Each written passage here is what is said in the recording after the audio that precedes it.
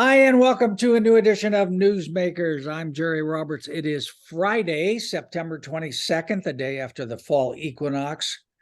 It's freezing outside. And we are joined by our all-star panel of top local journalists, Josh Molina, podcaster and political reporter for Newshawk, Lily Dallow, digital content director for KEYT, and Nick Welsh, executive editor of The Independent. Are you leading in the balloting for best columnist this year, Nick? I think in order for me to win this, we reconfigured the category to best transgender, trans species columnist in Santa Barbara. All right. Well, I know, they don't even list me. So, it's sort of a hollow victory when you win. Okay. You're not a columnist. I am a columnist. All right. Here we go. So, big news this week. The city administrator, Rebecca Bjork, rolled out a new proposed agreement or a proposal to get authorization to get an agreement to develop housing at Paseo Nuevo, which could be the linchpin of reinvigorating downtown. Josh, what can you just recap the facts on this? Sure. The city of Santa Barbara wants to build up to, or not up to, at least 500 apartments at Paseo Nuevo. They have partnered with Alliance Bernstein, which is the New York investment firm that owns the leases, and the Georgetown Company, which is a New York-based developer. And the city and all three of these entities are coming together to form a development agreement to knock down, demolish, topple Paseo Nuevo Mall, built in 1990. Scrape. You want to use the word scrape. Scrape, yes. Ooh. And build at least 500 units. And by the way, they will mostly be luxury, market rate, high end. And that is not me. That is Rebecca Bjork saying, in order for the developer to get everything it can out of this, it needs a lot of those high end. So how much affordable is it 15% or do we know? City has a 10% inclusionary policy, which I would imagine the community is going to push back for much more than that. There's different pieces, right? There's market rate, there's 120 to 200% of the area median income, and the then missing middle. The missing middle. And so there's going to be a push for that, for the nurses, firefighters, police officers, teachers. Did I miss any? Journalists? What about the journalists? Journalists are below the 80% in this town. So no, I don't think they're talking about them. So anyway, that's what they want to do. Why is this good from the city's perspective? Retail is struggling. Retail is failing downtown, and state pressures to build more housing. If they infuse 1,000 people downtown, well, they'll shop and they'll eat and they'll buy things. And they see this as being a big fix all. There are many problems ahead that I'm sure Nick and Lily are gonna outline, but that's where they're at today. Yeah, Nick, is this mixed use? Is it commercial and residential, or residential only? So it's about 500 plus whatever they can get in terms of apartment units, not ownership, not condos, but rentals, and 60,000 square feet of retail, commercial, office.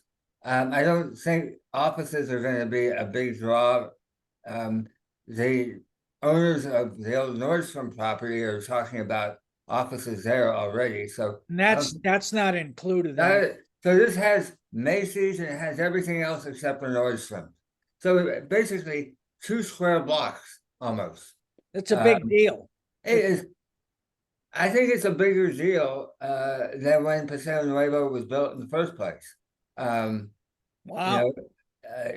When Paseo Nuevo was built, I mean, it was a replacement of existing retail, sort of low-rise, low-level mom and pop pet shop type retail to high-end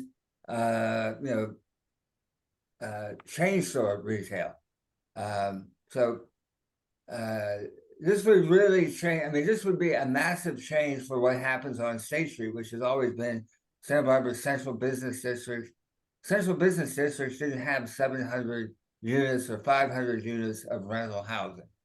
Lily, in the interest of full disclosure, I want to tell you that Nick and Josh and I had a briefing about this proposal before it was made public, because it is complicated. And I think Rebecca Bjork wanted, when we babble on this show about us, to be sure and get the actual facts right. But did KYT cover this in a big way? Did you guys think it was a big story? Yeah, I know for sure that we were working on it. I know that there was a lot of paperwork and action, but I wasn't hands-on in that story this week. So when it gets on, but it's on the website, right? It still gets on the website, or it does? Yeah. Yeah, sometimes it depends.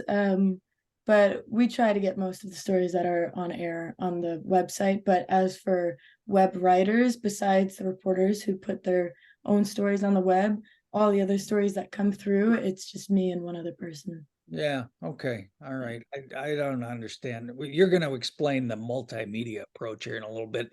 Josh, how does this Paseo thing, which does sound like a really big deal, align with the Dave Davis future of State Street sometime in the next century project that's going on? Well, Paseo Nuevo definitely trumps that whole conversation, and it's bigger than what's going to happen on State Street. They're separate, but I would imagine there needs to be some integration of these efforts. What they're talking about on State Street is whether to flatten it, so to eliminate the curbs, make it sort of all one level and be a Paseo, or allow bicyclists and some cars to return, maybe a one-way, expand outdoor dining, the aesthetics, where the planners, they're more thinking of how can we make this walkable, bikeable, drivable to some extent for a trolley or a tram, a shuttle. That's what they're talking about. And it does intersect in the sense of it's on State Street. And Paseo Nuevo faces State Street. But this deal was hatched behind closed doors. Rebecca Bjork, Sarah Connect, city attorney, and the investment firm and the developer, they kind of worked on this behind the scenes and then unveiled it. They had the briefing with us, and so they definitely want to get a certain narrative out there. And people on Tuesday spoke, and a couple of them felt like, hey, what's the deal? This is what you're doing is not on the agenda here. And so I imagine there's going to be a lot of conversation about income levels for housing and transparency. Although the council, was unanimously enthusiastic, which is unusual. Nick, is there a downside? What's the downside here? Any? I think that,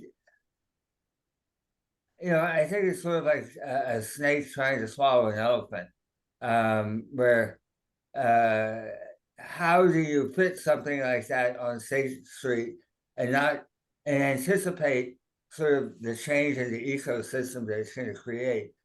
So I think there's going to be a lot of unexpecteds.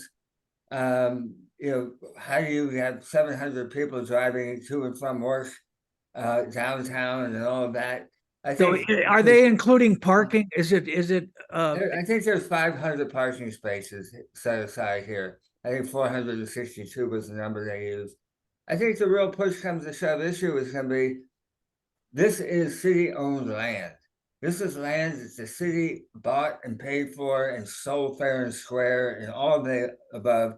And in order for this deal to happen, they have to give that public land away to the developer. And the question is, what is the city going to get out of it?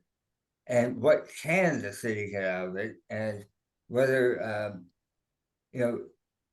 the economics of the deal, how much affordable housing can you squeeze out of it? And how much affordable housing for whom can you squeeze out of it? I mean, right now, 10% has to be low and very low. And that is just, that's by law. Numbers I heard tossed around, but again, they're just tossed around for the missing middle, the 80 to 100, this was it 120 to 200, 15%. Again, I was talking to a architect today, and he said, it costs $450 a square foot to build anything on State Street right now. I don't know what those numbers add up to in this, but this is going to be massively expensive. And this is great. You want housing on State Street, but it's also the most expensive real estate you can find. So, Many it's get gonna be split tricky. between the cup and the lip, although Rebecca Bjork wants to get the agreement done before she leaves city government at the end of the year. Is that realistic? I think it's realistic for them to get a back of the envelope sketch of what they want for the project agreement. But that's no entitlements, there's no development review, no design review. But even that, I think, is pushing it pretty hard, because you're going to have some real numbers in there in terms of how many below market units are we talking about. Yeah. I don't know if they can crank those numbers. Okay. Well, we got to move on, but I just want one more point. Josh, Anna Marie got the sole City Hall watchdog that's left. Said, according to your story, that there really wasn't any information on the agenda to suggest that that was such a big deal that they were bringing before the council. And it is a preliminary step. Will there be another hearing on this, do you think? Will the public be able to weigh in, as word of this, once it's on the show? Obviously it's, quickly around the world, but will people have a chance to opine? Well, that's what the council's action was, hey, city staff, go negotiate and come back with what you think this could be. So Rebecca Bjork wants this to happen by the end of the year. There's, only 2 meetings in November, maybe 2 in December. So they're going to be on the fast track. So yes, this is going to come back for a discussion probably in October, late October, and sort of say, this is what we're talking about. And at that point, it will be agendized. Everyone will know. And I imagine there'll be lots of people in that room talking. Okay. Well, it's a game changer if it happens. Yeah. I think not only, in terms of getting the housing, and getting off the dime on Paseo Nuevo, even in perhaps triggering a little action on State Street, but also, frankly, changing the narrative about City Hall can't, get anything done. They can't get out of their own way. So, I think Rebecca made a pretty strong case that there's really, if you're waiting for somebody to come save the mall, a new developer to come along at a time when retail is tanking, you're going to be waiting a long time, and you're going to have a bunch of 7-Elevens. yeah. And then it's only going to get worse. And so this is sort of the last best only alternative that anybody has really come up with. All right. Hey, Lily, you mentioned while we were talking before the show, you've had over 20,000 25,000 25,000 reads, hits, what do you call it, on Instagram? views. So Views. I knew there was a word there about this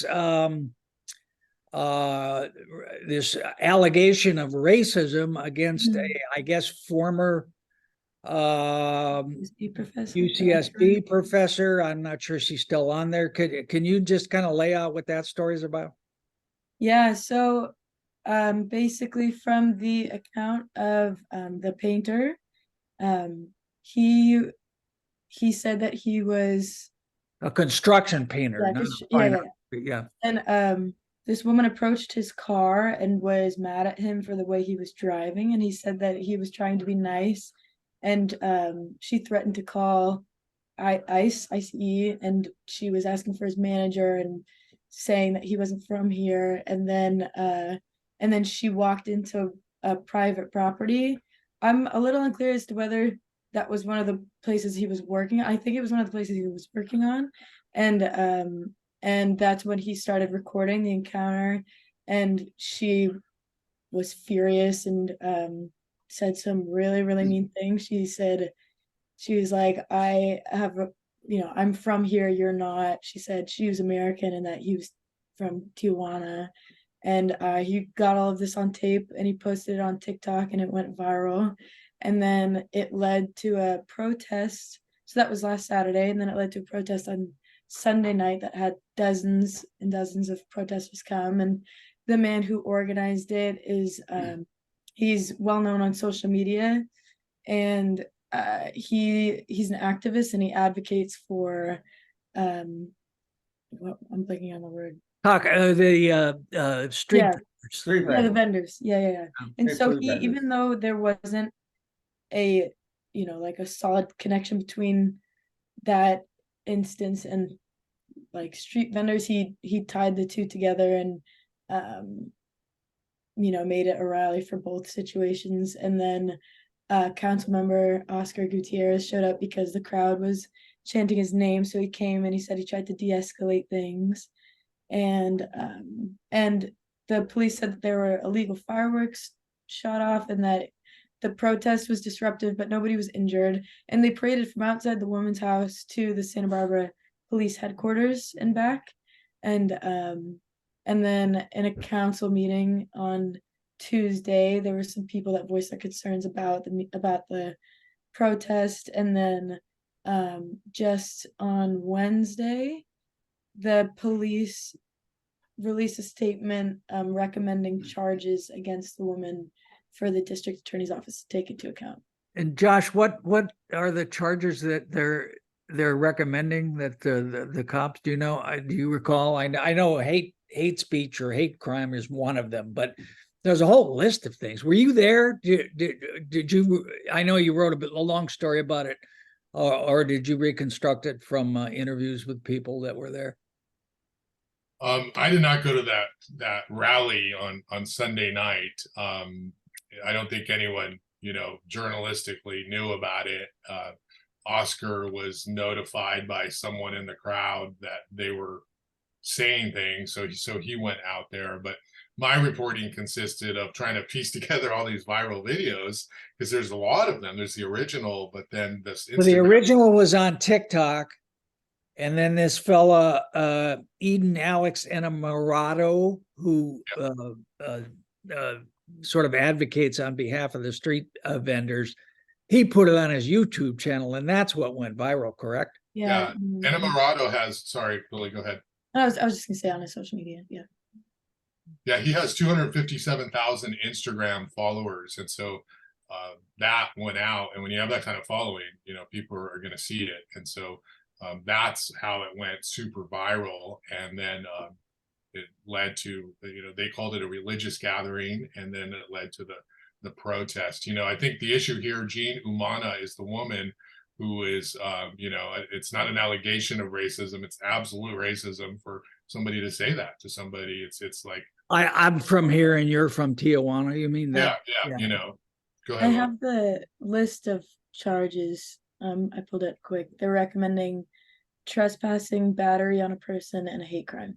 The other thing that she did that was, she said when she went into the house and he said, "What are you doing here? You shouldn't be here." He said, "I'm with the police, or I'm working with the police." Said I work for the police. So she is kind of quibbled in terms of what she meant when she said that, but clearly anybody listening to that would think I'm here with the sanction of the police department, some representation of it. So I don't think the cops really appreciated that. And she also tried to knock the phone out of the guy's hand as he was recording. That would be another. And, I understand if somebody's going down the street really fast, you lose your cool and you get angry. And that's legit. But, to go in there and, I hadn't heard about threatening ICE, but threatening ICE, saying I'm with the police and I'm from America and you're from Tijuana, I like, sorry, you're way out of line. And Jean Yamada has been involved in the community for a long time. I think she applied to be on, I don't know if it was on the committee that formed the new police review board. She tried to get on that one. I think she has also applied various times to be on the Santa Barbara City Council when there were vacancies. She is an instructor at City College. Her father was a big. He's not an instructor. at He was the Santa Barbara City leader of the College. state senate. What'd you say? Yeah, I mean, he was a. Nick, state she's not an senator in instructor at Massachusetts. Santa Barbara City College. She was. She's not. Oh, I said UCSB. UCSB. I meant to say. Sorry. Yeah, she did apologize, correct? I mean, Yeah, so Eden actually went up to her as she was walking into the police station, and he filmed the whole encounter between him and her.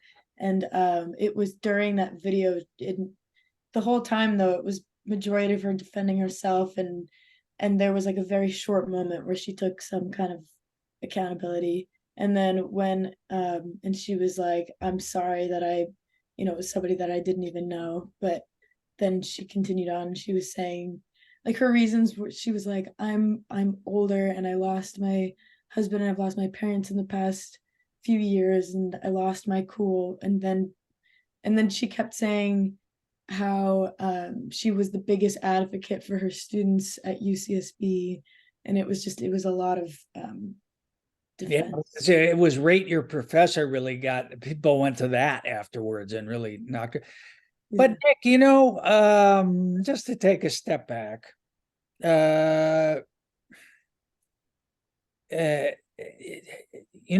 each of us is more than the worst thing we've ever done. I mean, we've heard that expression. I don't know. Is it really worth all these charges? I guess I'm asking. As you say, she's been active. She's made a positive contribution to the community. So she said racist things in this moment. And is that how she should be judged? The stuff online, racist Karen gets her due and all this kind of stuff. Well, I mean, she definitely came across as a big Karen in that moment. I mean, that was definitely a Karen moment. I mean, I get being pissed off, but you don't say I'm with the police, and you don't go into somebody's house, and you don't say I'm from America and you're from Tijuana. It's completely irrelevant to his driving habits. Whether or not I kind of suspect what's going to happen is it's going to dissolve, and no charges are going to be filed. And if she was smart, she would issue an apology that's a more well considered one. Then I mean, she was sort of under fire, in that interview that Lily mentioned. I would hope she would think about it and come up with a better apology. Yeah, she also talked to the LA Times. All right, let's leave that one here. Lily, I just want to ask we've been talking over the last week or so. You're going to be one of the panelists on the future of local news panel next Wednesday night after the showing of Citizen Macaw at the Marjorie Luke Theater at 7 p.m. And there is literally plenty of free parking for those who want. Is there any housing? we can probably take care of that. No, but just a side point.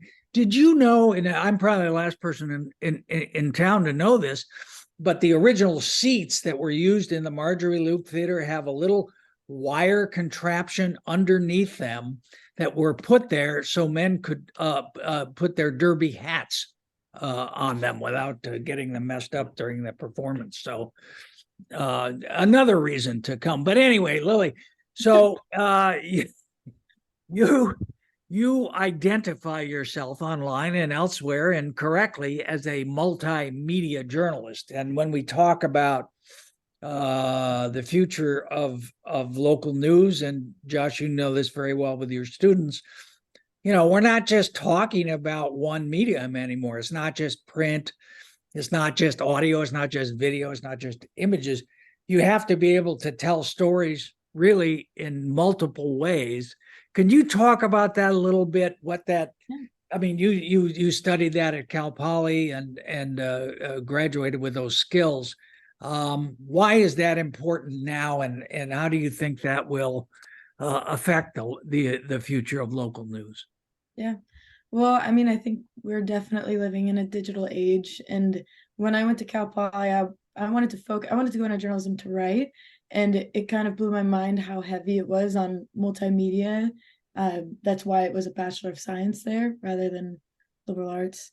And now, like we've had TV and we've had print for a long time, but with the internet and social media, it's you know it's what you see when you're on your feed, when you're on social media and you're scrolling through. You don't want to leave the app and go through news stories, and plus with the algorithm, it's things come to you that you want to see. And so in order to reach this new audience, like the younger audience, you have to send your news into all these different outlets. It's not just TV and print, but online, on social media. And not only that, but you have to have a video component, a written component, an audio component in case somebody's on a walk and they can't watch or read and they listen. And you're just trying to reach people at every hour of the day at a time that's most convenient for them. So yeah, giving people access to the quote unquote news where and when they want it. So, for example, on this racism story. So you're the digital content. What does that mean? How do you get that out? What are the different channels that you used on this story in particular? So they had the broadcast side covered, and we've had some web stories go up. But in addition to that, we also have an app. So we'd send out push alerts whenever we got major updates. And then for social media, I worked with one of our producers who helped me put it all together. We made an Instagram reel. So it's like a digital format of the broadcast story that I put together using the information that we already had. And I put it in a vertical format so that literally, Jared, nobody wants to do this. It just everything stays going up. Nobody wants to turn their phone and disrupt their flow. So I had it all formatted. And when the guy filmed it, he filmed it this way. So it worked out.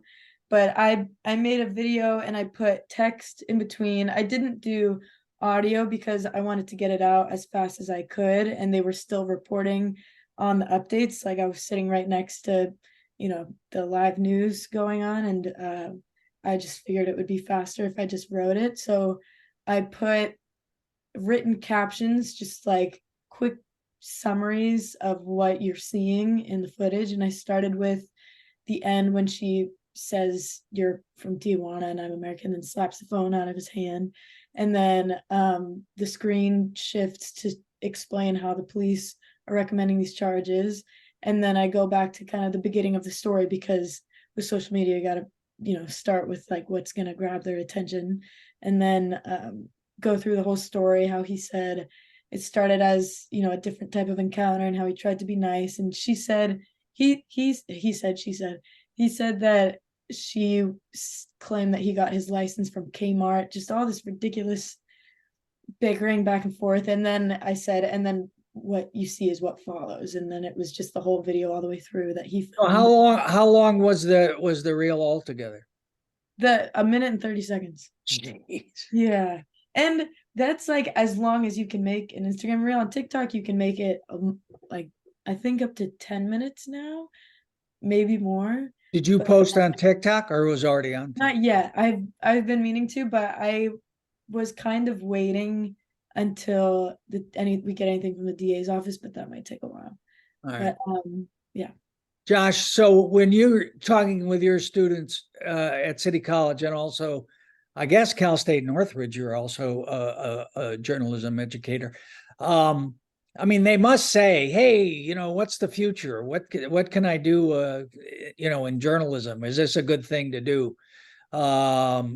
because I gotta say, I mean, looking at it now compared to when I got into the business, I just don't understand the pathway for doing this. What do you answer to that? Well, I do a lot of focus on writing in the sense of no matter what you do, whether you become an MMJ, whether you go into PR, whether you go into traditional news reporting, writing matters, right? And so I try to focus on the skills that are going to lead to whatever platform they're going to distribute their content and their information on. They are all on Instagram and TikTok, right? And so they are not going to Not because of the journalists, just because they are. well, just because they are. They're not going to read Nick's story. They're not going to read my story. They are going to get Lily's story and the Instagram influencer Enamorado's social media, and they're going to watch that. And so that's essential, right? Because remember when the old days of the newsroom, Jerry, we used to talk about we got to stop covering meetings like at City Hall and go to where people are who are experiencing it. This is the same thing, right? You want to go to where they are at. So they're going to look at that. And if they want more, they're going to go to the Independent, they're going to go to Newshawk, and they're going to go to KYT and sort of like see if they can learn more. So they have to work in tandem. The people who are reading our stories in traditional media are generationally a little bit older and a lot older. And they're never going to go on Instagram because it's just like, I don't know what to do there. So the focus is on the skills, and where the skills take them are going to be helpful. Lily's a fantastic writer. She uses writing skills, even though she's technically doing it, in social media, and it's quick hits and right away. But she has to be able to distill that really quickly and make it make sense. And so that's what I teach them, and that is where they want to go. Where do they want to go? Some of them do want to be news reporters, right? Most of them want to go into public relations.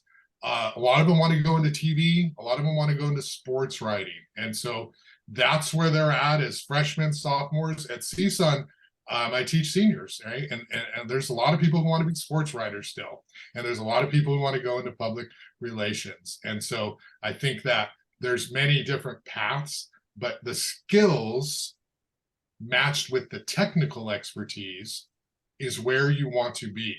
I take my own photos. I've had to teach myself that, okay, over the years. The students growing up now need to grow up learning how to take photos, how to write, how to report, how to shoot video, and how to edit.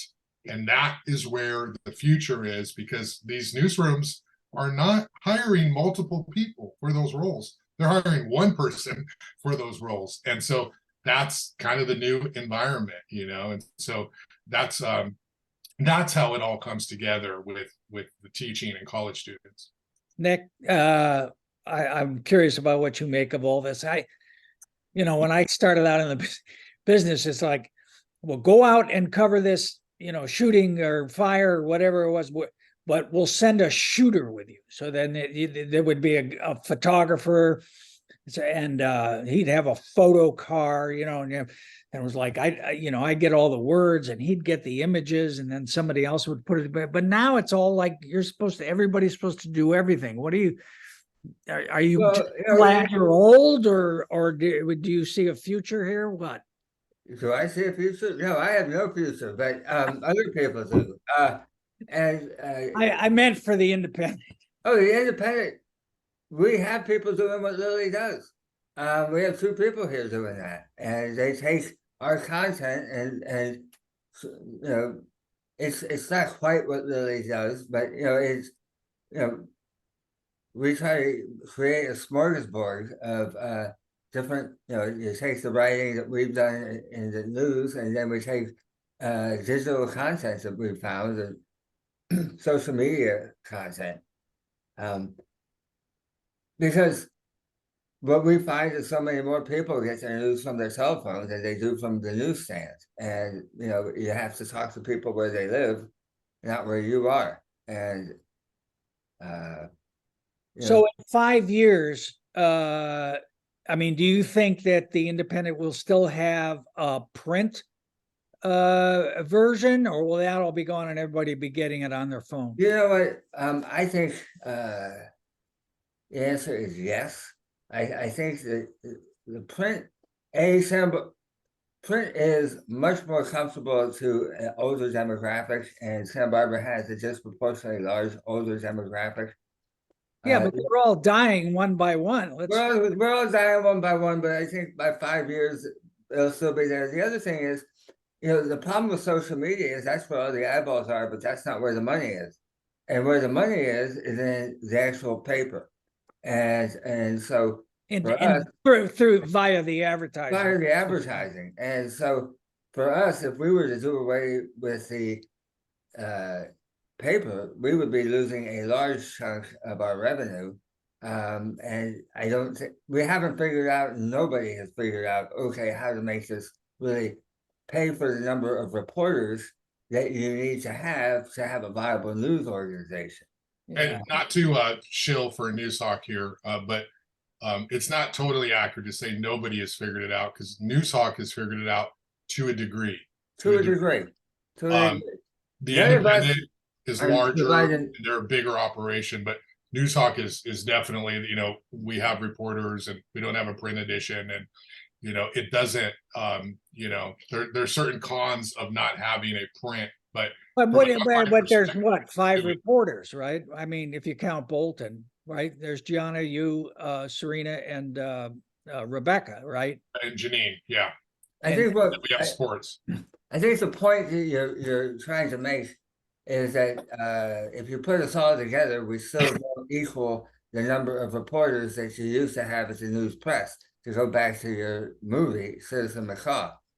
And so the extent to which Santa Barbara is a news desert and we're all Bedouins here, you might say, well, isn't it interesting that none of us had the story about, this 500 units of housing, that somehow Rebecca Buick, the city administrator, managed to keep that secret under her hat and nobody got it. And you think if you had a real, populated news environment in this town, somebody would have leaked some of that information and that would have squeaked out sooner. Yeah. And you would have an embargo the way that we did. That would not have been an enforceable option. Yeah. Lily, you're obviously here representing 51% of the population, but also everyone under the age of 45, Josh? I forget. Anyway, but I'm just curious because, growing up and doing, newspapers and all that, I mean, it was like, this is news. But what is the definition of news for, Gen Z? Is it, it's like what you see in your social media, right? I mean, it's not like, oh, I'm interested in the news, I'm going to go to this thing. Yeah, because now it comes right to your screen. You don't have to go looking for it. And the stories that come right to your screen, if they interest you enough, then you'll go onto that second party website. And that's like, there is no revenue that comes from, just posting your whole story online. But our tactic is at least to draw people in. Like, we're always pulling people back to our website. At the end of every reel or in the caption, it's always like, for the full story, see our bio. And we get a lot of clicks that way. Like, we get a lot of traffic coming in that way. And so that's they would take the next step of going site. So it's more of like a surface level of the story, just to get people interested, but also not to make it clickbait to where it's false information. You want to scrape an even amount off the top of the story without giving them all the meat, but also without misleading them, if that makes sense. Yeah. But so now, like I told you the other day, you're on social media, you don't have to leave the app. You're literally looking at friends' weddings, and then all of a sudden you're like, oh, Trump's being indicted, what? And then you start, going through the slides and reading about that. And if you want to hear more, then you click to their account, click the link in their bio, and then you're on their page, and then they're getting revenue off of that. And then you go back, you don't even have to exit the app. You can do it right in Instagram and then hit back and then keep scrolling, and you see like your cousin had a baby, and it's amazing the way that Which is goes so news, quick. which is news also. I mean, It it's is also people true, are, but nobody's making money off of that, unfortunately. but Josh, as a political matter, is there not a danger here that you know, all you see, it just reinforces what you already see, what you already believe, what you already think, that you get a confirmation bias in the channels that be just by definition you're set up for your own social media. Yeah, it gives you what you're already looking at. I tell my students, Jerry, and this may not be popular, but I say, if you're spending 4 hours on TikTok a day, 3 hours, eliminate 1 hour of that and read 3 newspapers. And I don't really care which ones they are, because they need to understand, the generation needs to understand that all this conversation is about the distribution of content. Content creators, journalists, we are super important. Without us, none of this matters. And so I try to get them to respect that and understand that, to subscribe, to pay for news, to tell people to advertise, because without journalists to be in a newsroom somewhere to create something, there is nothing to distribute on these platforms. And so we can have viral videos, but those are journalists have to write about those in a way that they make sense to people out in the real world. So I think that students, young people would do much better eliminating their social media or reducing their social media and reading. And by the way, news organizations are not innocent here. They need to do a much better job of investing in their staffs and hiring people like Lily and people who have the journalism skills and the technical skills to combine the two, so that it isn't as though old people look at this and young people look at this. It needs to be everybody looks at this, because this is the complete package of news. So news organizations need to invest, because that's how we got in this in the first place, was news organizations being behind the ball, investing in their newsrooms. Well, just to go back to the big story that Lily was writing about with Gene Umana and the house payment, that story wouldn't have happened. It wouldn't have been. It would have been a tree falling in the forest with nobody to hear in a pre-social media age. That was a story because the guy who was being yelled at started recording her and then put it on the social media page of this guy who's an advocate and a TikTok agitator for street vendors, and all of a sudden that becomes the driving force and he doesn't even live here in town, and that becomes a driving force for a big story here now.